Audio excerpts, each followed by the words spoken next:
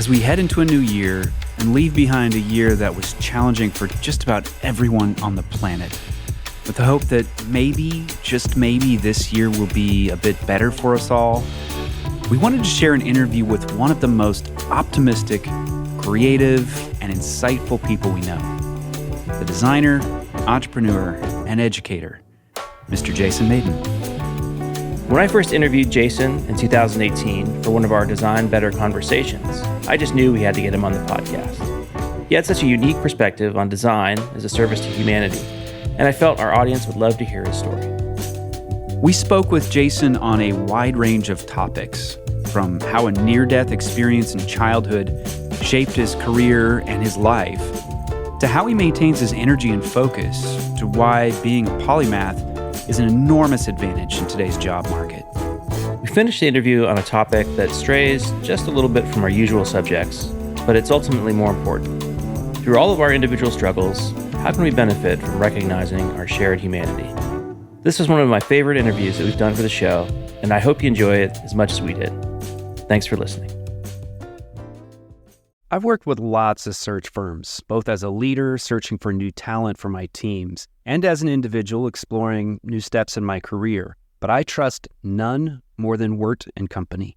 Since 1995, Wirt & Company has been the design community's most trusted search firm, co-founded by a designer and led by a CEO who has in-house operational startup experience. Wirt & Company is guided by the principle that creative leadership is essential to business success. They've helped some of the most admired brands from early-stage startup to Fortune 500 build world-class creative teams. We're talking about companies like Airbnb, the New York Times, the Four Seasons, Notion, Figma, Google, Cartier, and Fair. Not bad. If you're looking for a partner to help you find the right person for a critical role, look no further than Wirt & Company. And if you're looking for your next design leadership role, Wirt & Company will guide you through the process as a friend and a champion throughout your journey. They take the time to get to know you, to understand what you need professionally and personally. Whether you're looking for your next role or your next team member, Wirt & Company can help you find a meaningful relationship. Visit wirtco.com to learn more and get in touch. That's WERTCO.com. Support for Design Better comes from Gusto, who make running a small business easy. Get 3 months free at gusto.com/designbetter once you run your first payroll. Running a small business is hard work, especially all of the payroll, quarterly tax filing stuff, and HR things. I'd rather be focused on my business and my customers than dealing with the administrative duties. But Gusto makes it easy. They automate the complicated parts of running a business. With Gusto, I never miss federal or state payroll tax filings. And I love the time off requests and time tracking tools. Gusto even offers a small group health insurance option for nearly any budget. When you run into issues you need help with, their HR experts are ready to help. It's a very well-designed product, easy to use, and great emotional design that will put a smile on your face. Design Better listeners get 3 months free once they run their first payroll. Just go to gusto.com/designbetter. That's gusto.com/designbetter. Jason Mayden, thanks for joining us on the Design Better podcast today. Thank you for having me, man. I'm really excited to be part of the discussion. Let's start from the beginning. You had a pretty profound experience in your childhood when you were really young. You were 7 years old. You got a blood infection and you had a near-death experience. How did that shape your career and ultimately your life? Such a rich and complex question. I think a lot of the ways that it shaped my career was it redefined my orientation with time. You know, when you're 7 years old and you're faced with your mortality, something as simple as saying, hey, man, I can't wait to grow a beard. Hey, man, I can't wait to drive a car. Those are things you're thinking about that you may not ever get to experience. And so your orientation with time changes significantly, which means that how you optimize and maximize your time changes as well. And so for me, you know, I've looked at it from a career perspective of, you know, people often give you the advice, hey, man, it's a marathon, not a sprint. But when you understand the temporal nature of life and you only are guaranteed the moment you're in, you try to get the most out of each interaction. You try to be intentional with every conversation, meaningful with every experience. And so it's almost as if you come alive every day with the childlike mindset of discovery, versus complacency and mastery. Like, oh, I know that already. I don't need to see that. But my entire life since the age of 7 has been through this lens of discovery. Every day I wake up, I find so much wonder and joy in the smallest things because I know how precious and fragile life is. From an overall professional as a leader, it's given me great empathy for people who can't articulate some of their pain, but you can sense it in their spirit. It's given me a lot of courage and encouragement to speak up for people who have my privileges. Because even though I'm a melanated person, I don't believe in the word minority mathematically. Mm-hmm. It just doesn't make sense. But I'm a man and I'm born in America and I speak English as a first language. I know that has a significant amount of privilege. And how do I use that privilege to help people? That's what I think that near-death experience gave for me, is this understanding that all of us have strengths and weaknesses. All of us have an expiration date and a beginning date. And it's what we do in between when we're born and when we transcend. That's what matters. The in-between, it's the in-between, because I can't change where I start, but I can define where I want to end. And at 7 years old, I made a very specific choice to not waste any of my life or my time for personal selfish gain, but to empower and to be the manifestation of what I believe love really looks like in motion, which is caring, speaking up boldly, and living a fearlessly authentic life. That's a powerful, powerful gift to get at such a young age. I want to just dig in a little bit more. I live in Georgia and I'm a big fan of James Brown. And James Brown had an experience in his childhood when he was 11. He touched at a gas station, there was a water spigot that was accidentally electrified, and he was stuck to it by the electricity until a man came over and just kind of kicked him loose, and he survived. And he felt like that near-death experience, he was unstoppable. He almost thought of himself as like a superhero. And I know that you are very much inspired by and connected to superheroes in the comic world. And I wonder if that experience as a child also gave you that unstoppable power. I agree. I think, the beautiful thing about those moments is Malcolm Gladwell, he's coined this term called a near miss. And a near miss essentially is exposure to a traumatic experience at an age prior to around 10 or 11, because typically in childhood development, they say around 8 or 9, you develop the beginnings of your adult personality. So the younger you have this moment or this near miss, you either build a certain level of resilience or you build a certain level of apprehension. It's the fight or flight mechanism we hear about in nature. It's a survival instinct. For me, what I love about it is a story I don't tell often. I don't think I've ever said it publicly. Is when I was working in my former employer, I had a moment where I was working so hard. My second child was on the way. I was studying for the GMAT, the LSAT, not GRE. Don't ever do that. That's just not. I didn't know if I was going to be an attorney, a PhD, or get my MBA. I just figured I needed to keep going because I didn't want to be viewed as a person who just drew pictures because I had so many more interests. I hated the stereotype of artists not being thinkers. Like, we just make stuff. We don't think. I was like, that's ridiculous. When I was applying for grad school, I ended up blacking out one day. And this connects back to the near miss. I was folding clothes upstairs in the hallway and I lost vision in my left eye. And I was like, what is going on? I had a headache. About a month and a half before that, my aunt had a brain aneurysm. So I'm like, oh my gosh, are aneurysms genetic? Like, is it stroke? What is going on? I go to the hospital. I go to, ER. They do the checks. And then they said, hey, we need to see if there's a blood clot. We need to extract meningeal fluid from your spine. We need to go and actually see if you have an aneurysm. And so this guy walks into the room. They wheel me out. My wife and who's pregnant at the time, my son is there, wheels me into this room. He comes in super confident. I've done over 1,000, 1,500 extractions. I've never missed the mark. The first time, all the time. I've never had an issue. You're going to be fine. This man tried 7 times to get meningeal fluid out of my spine. Each time the needle bent on my spine. It was the most painful experience I ever had. So for any person who tells their spouse, like, hey, get an epidural, trust me, I've had that feeling. It is the most painful feeling you can ever have. In that experience, the guy tells me, you have abnormally dense bones. You literally bent the needle. We cannot penetrate your spine. What happened to you? Come to find out, all those years earlier as a kid, whatever they gave me to boost my immune system to help me physically recover messed with, I guess, my bone density composition. I'm not sure exactly how it did it or what it did, but the doctor comes in and my wife is nervous. My son is crying and he grabs my hand and he says, you know what? Your dad is made out of animanium. Your dad's a superhero. he's gonna be fine. And it tripped me out because I told him my story and he sat me down and, he was just like, look, young man, you don't have to prove anything to anyone. You've had a very, very, very interesting life. I know your story because I had to give him my history. And he said, but your most important thing you'll ever do is to be that little boy's father and that woman's husband. So make sure that while you're trying to achieve and do these things, that you keep your mind centered on what you know is important to you. And you don't owe anybody anything, especially not your life. And that changed a lot for me. It gave me that drive, that motivation. And once again, that anchoring that I have to do something that's bigger than me, because my life is not, it's not for me. It's not for my own gain. I want to be a steward of these opportunities. I want to be a steward of blessings for others. I don't necessarily want to be a person that has a covetous spirit or a greedy spirit. So that's really what it's done for me in that kind of context of being a superhero. That's awesome. I didn't realize we actually had Wolverine on the podcast. Now we got to retitle everything. So Jason, you mentioned the curiosity that sort of sprung from your early childhood experience. And it's clear that you also have this really, great sense of humility too. And you're always learning.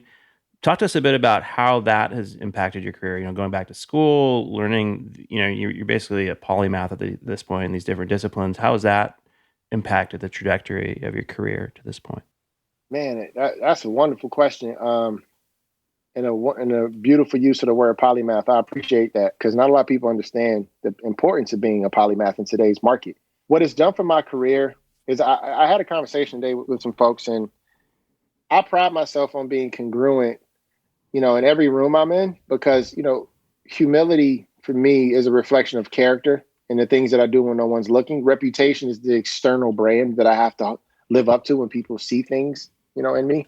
And these various learning modalities, whether it be in school, whether it be kinesthetic learning, while I teach myself how to make things, or, autodidactic learning while I, acquire new skills on my own, it keeps me in a childlike mindset, and it gives me a chance to meet really interesting people that I can learn from. And I also get the good fortune of seeing other people succeed, which makes me super excited, because then I know if it can happen for them, it can happen for me.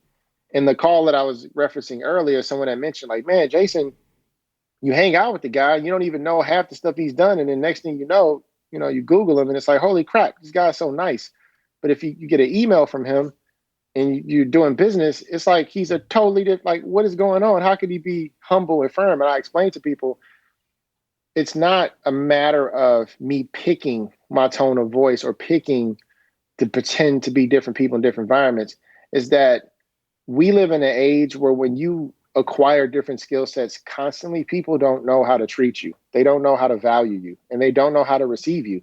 I'm naturally an introvert. It takes a lot for me to talk to people. Like, that's not my natural way of being. I do it because I give myself a big giant pep talk every time. And I have my fears and my concerns, and I obsess over, did I say the wrong thing? Did I hurt someone? Did I offend someone? So every time I speak, I hope people understand it's from a place of sheer love to know that something in my message hopefully can help someone. But in my spirit, I'm completely nervous. I'm scared because I don't want to do the wrong thing. I really care about doing the right thing. But when you have, like you said, this curiosity that I have, it's been quite difficult for people to know how to place me on teams or how to work with me. And on the same end, I get a lot of interest from a lot of people who tell me what I can do for them. And so one hand, people say, dang, I don't know how to work with you. Do I just give you stuff and let you go? The other hand, I'm constantly being told how I can help folks. But what doesn't happen is often people saying, how can we help you? Because people assume that I'll figure it out myself. So it's a weird relationship with knowledge acquisition and knowledge application. And I kind of sit in between both. I never think I know enough. I never assume that my answer is the best because, no one can have the best answer. And I never settle for the convenient excuse of it's difficult. I don't believe in difficult as a barrier to doing anything great. I think you just have to be willing to endure, because that's the only gift that I truly have is endurance. That's it. And I think all of us can build that muscle. And that's what, my pursuit of knowledge is truly about. It's about intellectual and spiritual endurance. Because when you go back into a learner's position, you have to humble yourself. When you're in a room with people half your age doing better than you, that's a humbling feeling. And I put myself in that room often because I never want to forget how it felt to be a kid on the south side of Chicago with nothing. I don't want to feel like I'm Jason Mayden, quote unquote. I want to feel like I'm JC, the little kid from Chicago that just hoped that he can get his shot. Because the moment I start, as we say in Chicago, smelling my own cologne, then I won't be the person that people want to talk to. I'll be some arrogant design elite, blah, blah, blah, that that's not who I ever want to be. I love that you said that your superpower is endurance, because it is fascinating to me that your work ethic that you bring to everything that you do.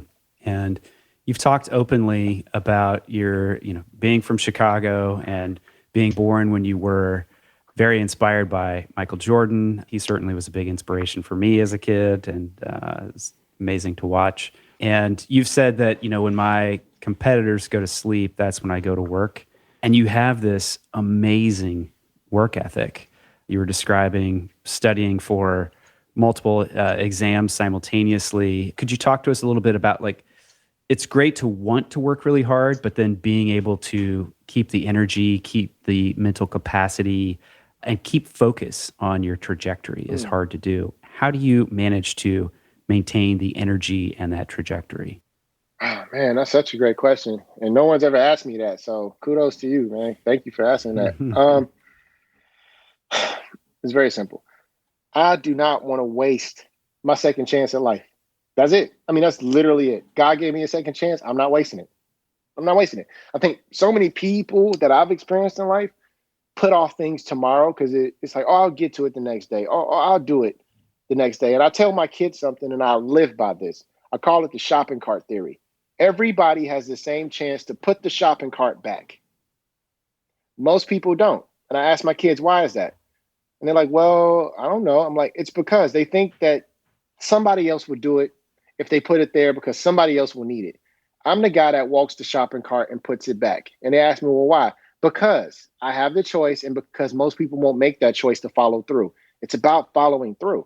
And that's all my endurance is if you do the small things well, with integrity and with honor and with dignity, then the big things become easy. So I tell my kids, greatness is not one thing done once. It's the small things done well consistently. If you take cereal out of the pantry, put the cereal box back. If you use a spoon, put the spoon in the dishwasher. When you master the art of spreading your bed in the morning, putting back shopping carts, over time, you get compounding energy and compounding momentum. And then you just continuously feed that with small acts of discipline.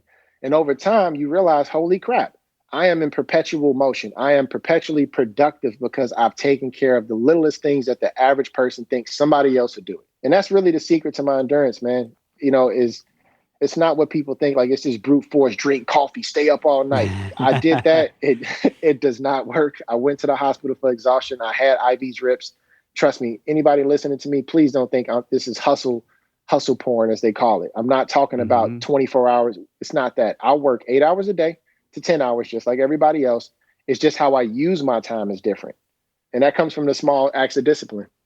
I love that. That's so great. I want to just dig into one more point here, because if it were just your endurance, that would be incredible. But what takes it to the next level is you also think about your work and your life, I think, too, that those are very integrated for you.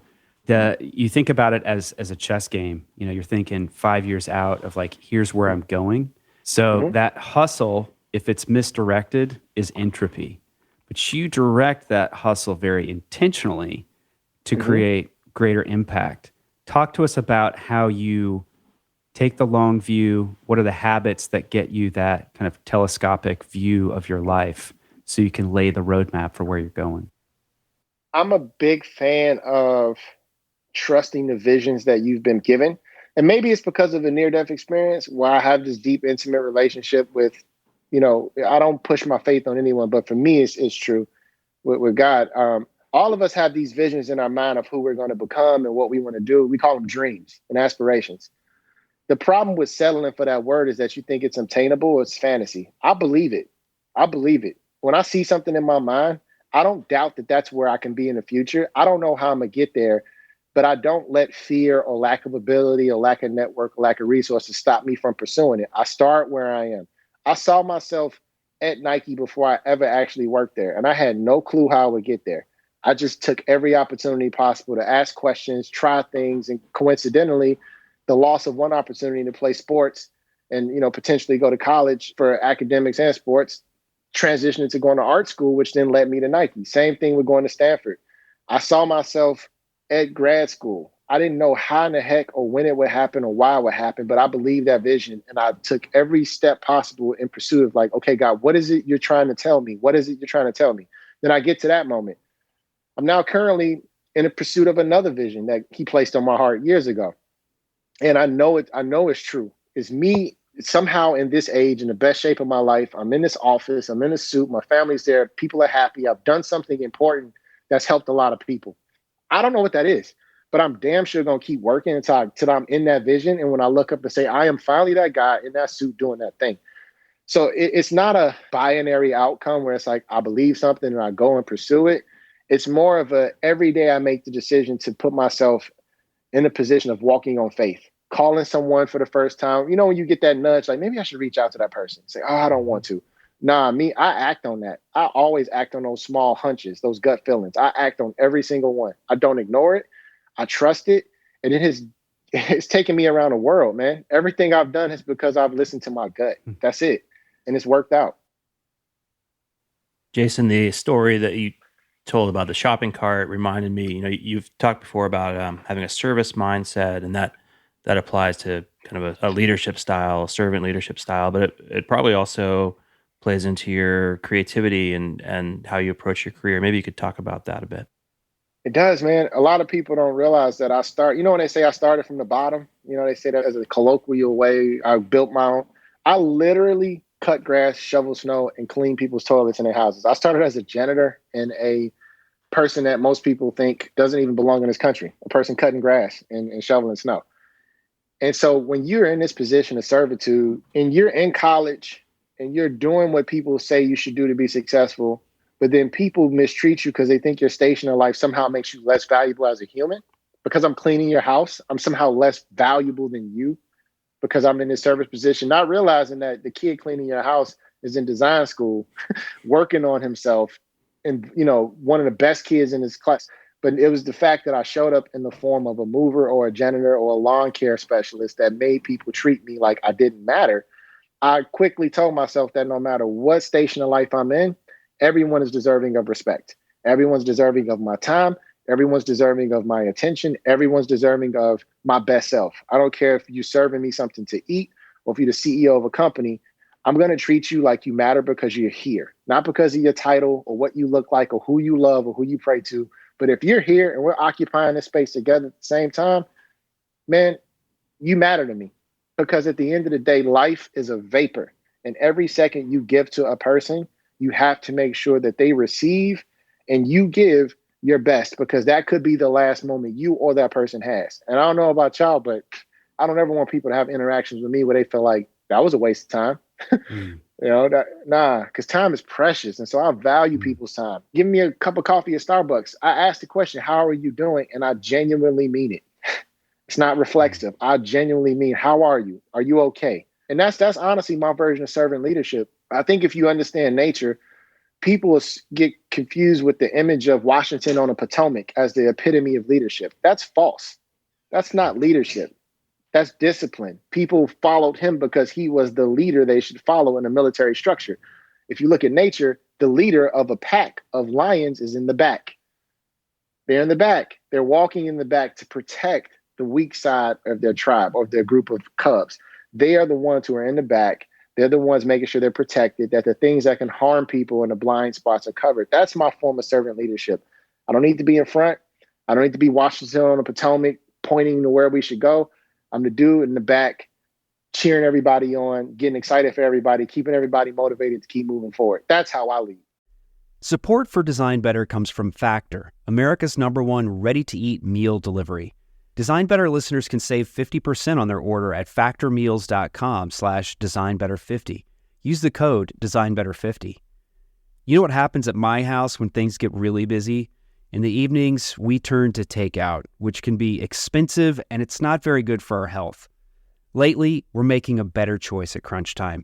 We turn to Factor for chef-created, dietitian-approved meals that are ready to eat in just 2 minutes. We like the flexibility of Factor, too. You can change your order up every week with plans from 4 to 18 meals per week, or you can pause or reschedule your deliveries at any time.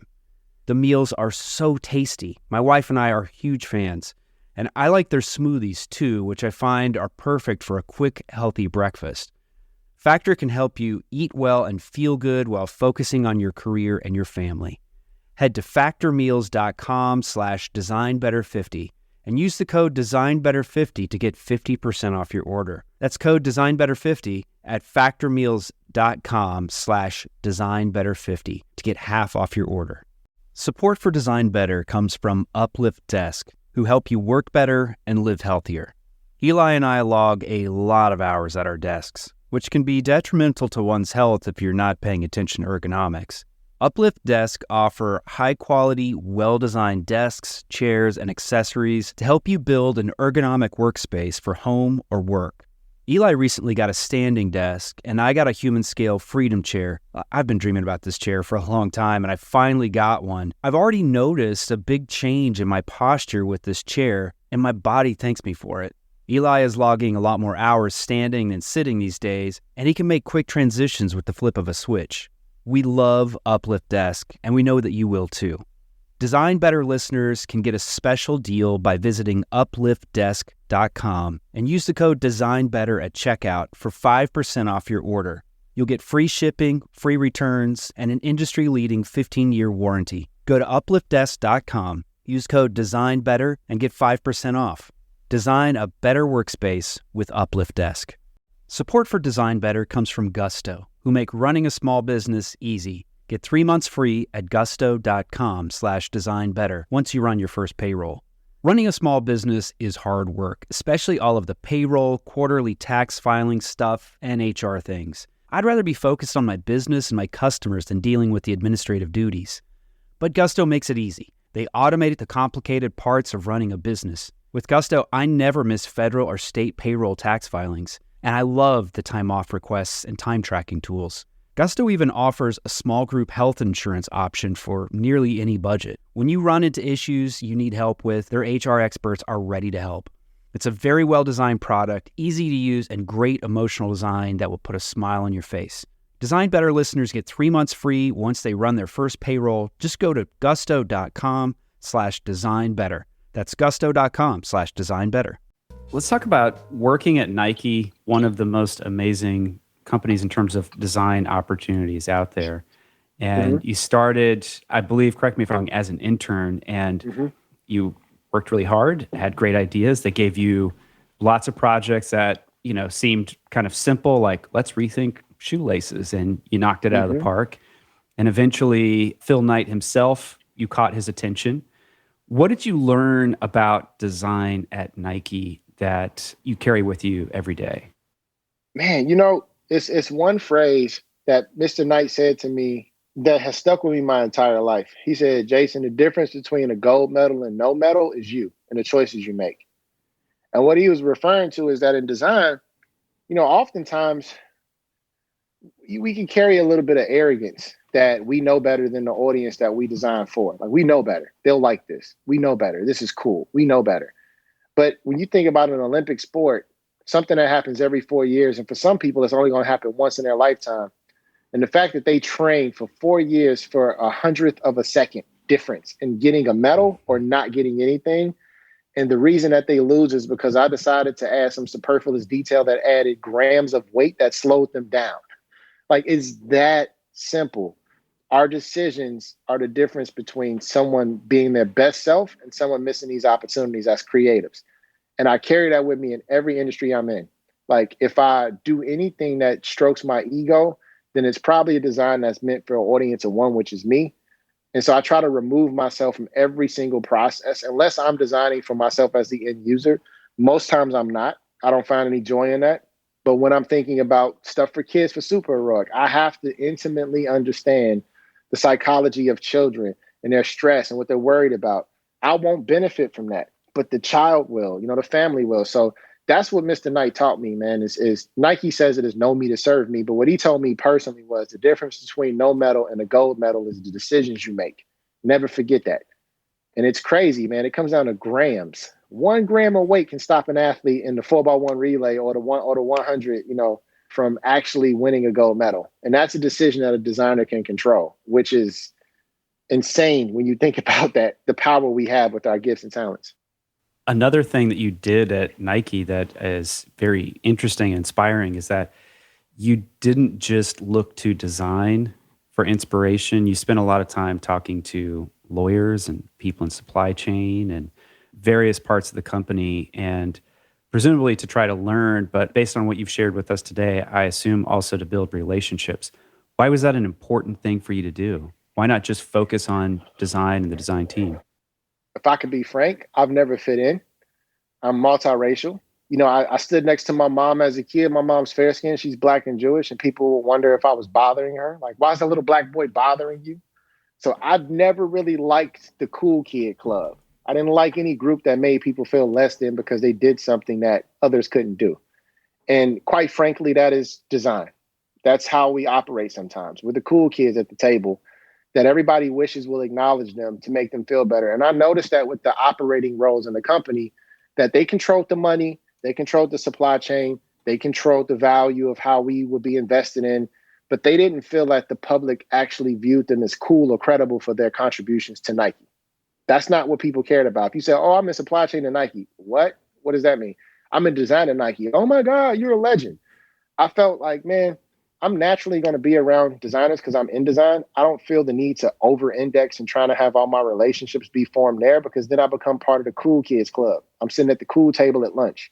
I'd rather go to the people who will be like, why is the designer trying to talk to the head of finance? That makes no sense. Why is the designer trying to go work in a distribution center in Lockdale in Belgium, which is something I did? Why is a designer wanting to eat lunch with the people at the factory, not with the team he traveled with?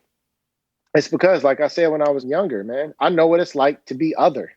That's been my whole experience, being other. I was a kid in the inner city that was into Japanese anime and manga in the 90s before it became cool. I wanted to be a Goonie, I took apart televisions and radios and rebuilt them to become gadgets. I was a blurred. I was a Black nerd. I didn't have a group. I became part of every group because my interests were so different. And that's because I was in a hospital and I couldn't play physical sports and I had to find new ways to be a kid. And when you're sitting there and you're, playing with kids who are fighting chemotherapy and kids who are waiting on an organ transplant and you're just there because of a blood infection and you might get to go home and they know they won't, you really start to understand the power of acknowledging other people. And so I felt that in our company, and this ain't a slight to Nike, but I'll just keep it 100, they didn't do a good job of making everybody else in the company outside of design feel valued. Most companies who are led by design don't. And I felt that if I can be a bridge and build meaningful relationships with people who feel overlooked, then that's the type of leader I want to be. And it helped me because as I got to be in more prominent positions, people would always wonder, how the heck do you get that budget? How the heck do you get that approval? How do you know that person? It's because before that person became the big time executive, I asked them to lunch to learn about their job and to learn about how my job can help their job. Before they became the VP or the president, they were just a person. And I spent time getting to know that person. And that person doesn't look like me. They're the total opposite, but I found something cool about what they did. And they felt really great that a designer wanted to talk to them as a supply chain person. And I've always tried to do that, man. I don't like bullies. I don't like kicking people when they're down. And I don't like seeing people eat lunch by themselves. I hate it. Jason, last time I chatted with you, you were deep into SuperHeroic, and I was just blown away by the mission and your inspiration for that. I know things have changed since then, so maybe you could tell us a little bit about what you've learned through that process of creating SuperHeroic and kind of where you are today. Man, SuperHeroic was as I call people, one of my favorite musical artists is John Coltrane. And in the lining notes of A Love Supreme, John Coltrane talks about, his greatest endeavor to create this album for an audience of one. So I created SuperHeroic for an audience of one. And that audience obviously was, when I talk about my faith, but it was, and I say that explicitly because the outcome is an outcome. It doesn't affect how I feel about myself. It doesn't affect how I feel about my efforts. what I put into that company with my heart, my time, my talent, and then the brilliant people that followed that mission and joined and supported and helped to contribute it, it was a meaningful moment in time that allowed me to show my industry what's possible, what's completely possible when you serve an underserved demographic of people, because kids were overlooked. Kids were cogs in the system until they became 15, 16, then they became recruited cogs, and then they became endorsed cogs. They weren't necessarily individuals who were being poured into in an authentic, genuine way that didn't directly benefit the company that was talking to them. All the companies that say they care about kids, you got to understand, it's attached heavily to an agenda that is effectively meant to get them to be endorsers down the line. But for me, I know that kids will outgrow our product. I know that they will outgrow our content. I knew that they will outgrow our experience. And I was perfectly fine with that, because I felt like if I could be on the right side of using play and creativity as a form of prevention for mental health, physical health, emotional health, and equity building, and gender diversity and gender neutrality and all the things we stood for, then maybe, just maybe, that the ideals and ethos of SuperHeroic will live on in tomorrow's leaders. So when they're running their companies, they're running for office, they're leading in their community, they look back and remember, when I was a kid, this is what I learned from SuperHeroic. So for me, it was never a strategy of trying to own the kids market. Nah, man, I wanted to spark the thought that you choose if you want to become the protagonist of your own narrative. You're not an antagonist in your narrative. You get to choose your adventure. You get to choose the end of your journey. Jason, one thing that I find really fascinating about the way that you work, and again, that work-life integration that you have kind of built into your existence, you said, all my heroes have mastered themselves. And I know you're a big fan of Marcus Aurelius and Stoicism, and lots of folks who think very intentionally about who they are. They're reflective about their life, and in many ways, they bring that design thinking to the way they live. It occurred to me, hearing you talk about this, you might be your greatest product design. Do you think of like designing your life as a product design experience? It's funny you said that, because I actually, I do. I write a creative direction for myself every couple of years. When people say set your 5-year goals, I actually set like a 3 to 5 year brand strategy for myself. And the reason I do that is I have to consistently check in and make sure that I'm not believing the hype about myself, because that's temporary. That's a very alluring drug, is arrogance, which parades as confidence. I didn't suffer from confidence. I suffered from a lack of self-worth. And I assumed achievement would help people value me more. I felt like achievement was social camouflage. Like somehow people would treat me better, not judge me if I had this degree, had this job. It was a matter of survival. If I wear a Stanford sweater, will someone not treat me badly if I'm in a place they think I shouldn't be? So that was my orientation with self-worth and achievement, until I started to deliberately craft creative direction, which is honestly always driven around two concepts. One is Chronos and the other is Kairos.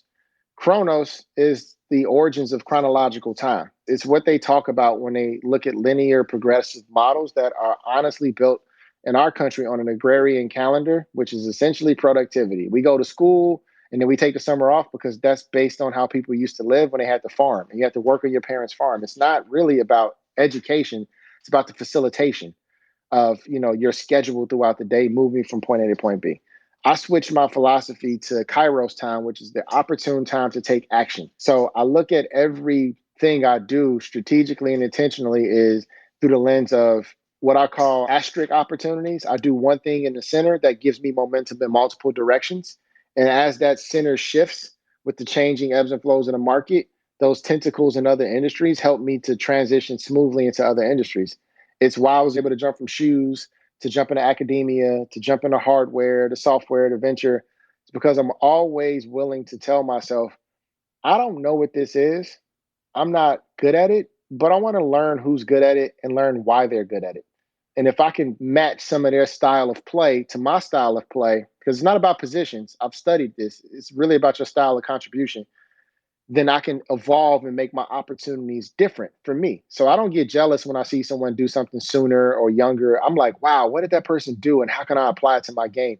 And I think if I was to pick one hero that defines my mindset, and I'm so glad that the world finally is recognizing this man as an athlete, is Bruce Lee.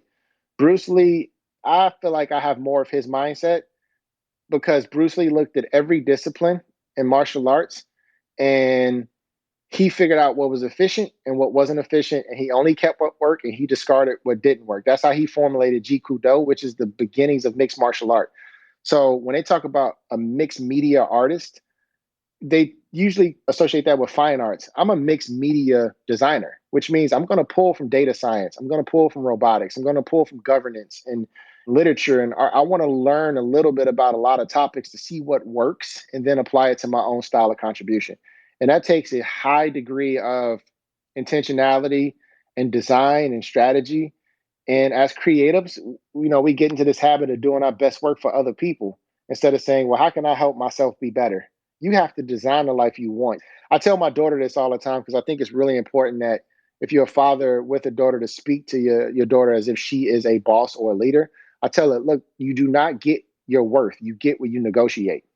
And I live by that. And in order for you to negotiate something that you feel happy with, you have to be willing to be honest about the areas in your life, the things in your skill set that needs to be improved. And that's through introspection and reflection and efficiency. And that's the basis of a good creative direction. A good strategy is like, man, who's the target audience? How do we serve them? What's the problem we're solving? How can we uniquely be the ones that solve that? How can we solve this over time so we scale our solutions?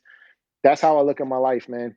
At the end of it all, I just want people to be like, yo, Jason is a dude that only competed with himself and was super loyal and tried his best to see as many people succeed around him as possible because he just got a kick out of watching people do things they never thought they can do. That's really it, man. I just get happy when I see people win. It's such a good feeling to see that.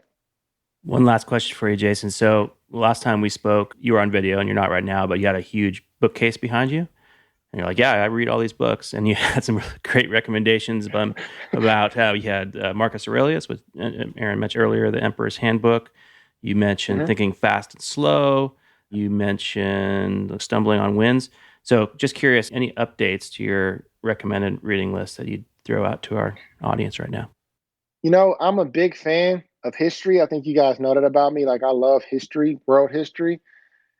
And there's a book that I'm currently reading about Africans in the Americas, pre-Columbian history. A lot of people don't know that the oldest set of bones found on the continents of the Americas are actually of an African woman in what's now called Brazil, over 12,000 years ago. So when people talk about this notion of Black history beginning at slavery, it's actually false. It began 12,000 years ago when people actually were here in what we now call Brazil, and they migrated north into Central and then North America. And so the reason why I tell people that is because color was made up. It was made up to separate us. There's no such thing as race. Back then, it was just tribes and groups of people and civilizations, and there was various degrees of melanation based on where you regionally lived. It had nothing to do with this false classification. And the more we just break it down to the basics of how the human body works, the more we can all accept the fact and enjoy the fact that we all come from the same place, literally. Mitochondrial DNA has proven this. We all come from some Black woman in Africa at some point, hundreds of thousands, millions of years ago. And we all kind of walked out of that land bridge that's now called Israel into the rest of the world. And that's the beautiful thing, man. We're all cousins. We're all family from one tribe. We just find ways to divide ourselves. So the books that I've been geeking out over lately have been books that talk about pre-Columbian history that does not account for the world pre-colorism, because colorism is a new concept. It is not something that is ancient. It is a fairly new concept. We've just come to accept it as the way we live, but it's not the way people lived for longer periods of time prior to this. And that's what I hope we get back to, is discovering how much we have in common and how we're all interrelated and interconnected versus consistently pointing out the differences, because it gets tiresome. I just want to be around good people. I just want to see people happy. And I just want everybody to feel like their kids are getting good educations and the healthcare is not trying to kill them and the cost of living is reasonable and the food supply is natural and organic and the water is clean and the air is clear. If we can all have that, man, then that's beautiful. Because if some of us are hurting, I look at it like all of us are hurting. And just as much as this moment we're in is important for people to recognize the atrocities that happen to Black Americans, I feel deeply for homeless Americans, which are inclusive of every single demographic of people. Every call I'm on, I always try to let people know, please pay attention to the fact that homeless people are disappearing. Where are they going? No one's talking about this vulnerable population of people. They're disappearing from cities. They're disappearing from the media cycle. They're disappearing from the conversation. And we're facing the largest mass eviction of people this coming September and October that our country has ever seen. Post 2008, there were 10 million people that were displaced. Post COVID, there's going to be 23 million people that are now homeless in our country. You do the math on that, we're only 330 million people. That's you can see what the percentage is of that. That's scary to me, that close to 30 million families will now not have a place to live. That's the thing I want people to pay attention to. When you know that we're all from the same place, then we can all equally want the same things for each other without having to say like, yeah, we get along. No, getting along is a matter of preference. But love and respect, that's a matter of humanity. And we're all worthy of love and respect. You don't have to like me to respect me. I don't have to like you to respect you. But I think that's the thing that I want to impress upon folks. And the reason I read these books is to not find strength in myself, but to find community in others. And that's really what I'm all about.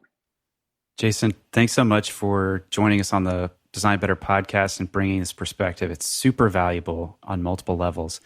You may not be smelling your own cologne, but we are. So thank you. Thank you for joining the show. Thank you, guys.